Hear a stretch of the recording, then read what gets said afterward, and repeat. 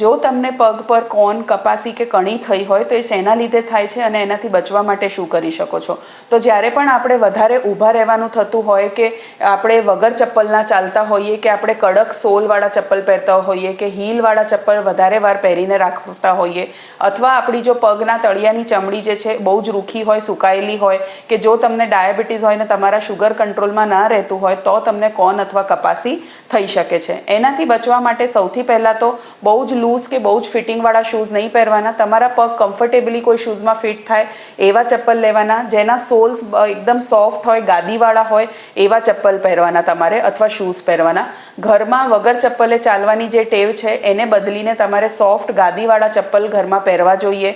તમારી સ્કિન બહુ જ ડ્રાય થઈ ગઈ હોય, રૂખી થઈ ગઈ હોય તો યુરિયા અને લેક્ટિક એસિડવાળા મોઇશ્ચરાઇઝર ક્રીમ તમારે દિવસમાં 2 વાર લગાડવું જોઈએ અને અઠવાડિયામાં 1 વાર કે 2 વાર ગરમ પાણીમાં તમારે પગ એની અંદર નાખી રાખવાનું અને પછી બહાર કાઢીને એને ફૂટ સ્ક્રેપરની મદદથી જે પણ ડેડ સ્કિન છે એને કાઢી નાખવાની અને મોઇશ્ચરાઇઝર લગાડીને સૂઈ જવાનું. જો તમને કોન, કપાસી કે કણી થઈ હોય તો એને જાતે કાઢવાની કે ખોતરવાની કે કાપવાની ટ્રાય નહીં કરવાની. તમારે હંમેશા ડર્મેટોલોજિસ્ટની સલાહ સાથે ટ્રીટમેન્ટ લેવી જરૂરી છે. Thank you.